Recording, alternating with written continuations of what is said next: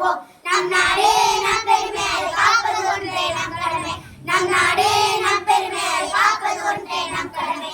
இந்திய நாடு என் நாடு உறக்கச் சொல்லி நீ பாடு. வந்தே மாதரம் மந்திரத்தை மந்திரம் சொல்லி நீ ஆடு. இல்லந்தோறும் தேசிய கொடியை பறக்கவிடு. இளம் சொல்லிக் கொடுக்கும் பாடத்தை நிறுத்திவிடு.